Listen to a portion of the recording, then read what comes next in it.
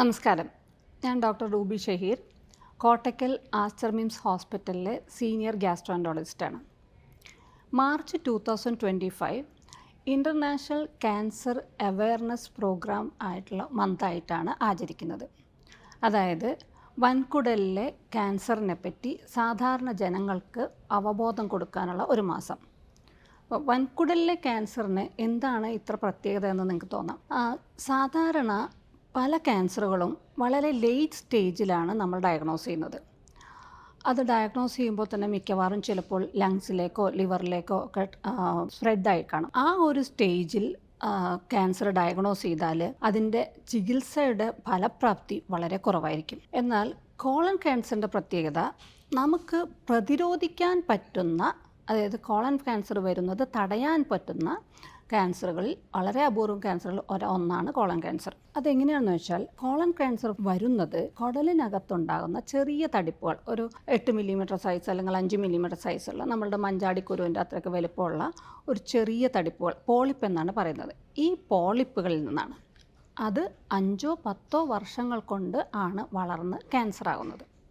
അപ്പോൾ കറക്റ്റ് സമയത്ത് കൊളോണോസ്കോപ്പി എന്ന ഒരു ടെസ്റ്റ് ചെയ്താൽ, അതായത് നമ്മൾ മരുന്ന് കുടിച്ച് വയറിളക്കി മലദ്വാരം വഴി ട്യൂബിട്ട് നോക്കുന്ന ടെസ്റ്റാണ് കൊളോണോസ്കോപ്പി. ഈ ടെസ്റ്റ് ചെയ്താൽ നമുക്ക് കുടലിനകത്ത് ഈ പോളിപ്പ് ഉണ്ടോ എന്നും, അഥവാ പോളിപ്പ് ഉണ്ടെങ്കിൽ അതിന് ഈസി ആയിട്ട് സർജറി കൂടാതെ തന്നെ റിമൂവ് ചെയ്യാനും നമുക്ക് സാധിക്കും. അതുവഴി വർഷങ്ങൾക്ക് ശേഷം വരുന്ന ഒരു ക്യാൻസറിനെയാണ് നമ്മൾ തടയുന്നത്. ഏതൊക്കെ ആൾക്കാരാണ് കൊളോണോസ്കോപ്പിക്ക് വിധേയരാകേണ്ടത് എന്നൊരു സംശയം ഉണ്ടാവും.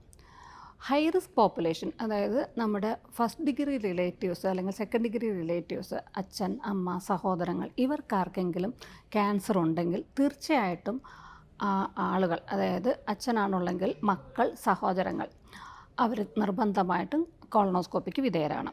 അപ്പോൾ കൊളോണോസ്കോപ്പി ഒരു 40 വയസ്സിൽ ചെയ്ത് നോക്കണം. അതല്ല, ഈ ഫാദറിന് ഒരു 45 വയസ്സിലാണ് ക്യാൻസർ കണ്ടുപിടിച്ചതെങ്കിൽ അതിൻ്റെ 10 വർഷം മുമ്പ് നമ്മൾ ചെയ്യണം. അതിൻ്റെ ഉദ്ദേശം എന്താണെന്ന് വെച്ചാൽ, നമുക്ക് ക്യാൻസർ കണ്ടുപിടിക്കാനല്ല, മറിച്ച് പോളിപ്പുണ്ടോ എന്ന് കണ്ടുപിടിക്കാനും, പോളിപ്പുണ്ടെങ്കിൽ ആ അവസ്ഥയിൽ തന്നെ അത് റിമൂവ് ചെയ്യാൻ വേണ്ടിയാണ് നമ്മുടെ ഉദ്ദേശം. അടുത്ത ഗ്രൂപ്പ് എന്ന് പറയുന്നത് കുടൽ സംബന്ധമായ രോഗലക്ഷണങ്ങളുള്ള ആളുകൾ, അതായത് കൂടെ മലത്തിൽ രക്തം കാണുക. മിക്കവാറും മലത്തിൽ രക്തം കാണുന്നത് പൈൽസോ അല്ലെങ്കിൽ ഫിഷറോ അങ്ങനെ എന്തെങ്കിലും ആയിരിക്കും. പക്ഷേ കൂടെ രക്തം കാണുകയാണെങ്കിൽ നമ്മളുടെ കുടലിൽ ക്യാൻസർ ഇല്ല എന്ന് ഉറപ്പ് വരുത്തുന്നതിന് വേണ്ടി നമ്മൾ എന്തായാലും കൊളോണോസ്കോപ്പി ചെയ്തിരിക്കണം. വേറൊരു പ്രോബ്ലം മലബന്ധമാണ്. പലപ്പോഴും മലബന്ധം കുടലിലെ ചലനം കുറവായിട്ടായിരിക്കും.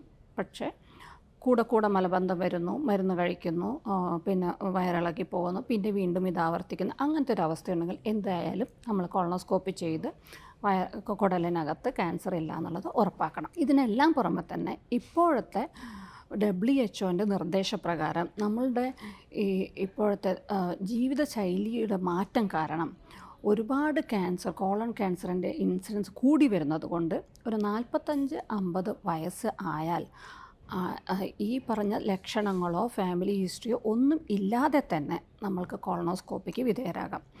അതിൻ്റെ അഡ്വാൻറ്റേജ് അത് ഈ പോളിപ്പ് കണ്ടെത്താനും ഭാവിയിലെ ക്യാൻസർ ഒഴിവാക്കാനും ഇത് ഒരു വളരെയധികം ഫലപ്രാപ്തി ഉള്ള ഒരു കാര്യം, ഒരു ഇൻവെസ്റ്റിഗേഷനാണ് മനസ്സിലാക്കിയത് കൊണ്ടാണ് WHO ഇങ്ങനെ സജസ്റ്റ് ചെയ്തിരിക്കുന്നത്.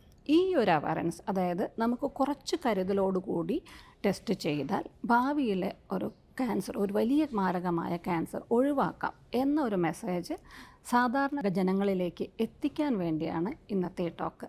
നന്ദി, നമസ്കാരം.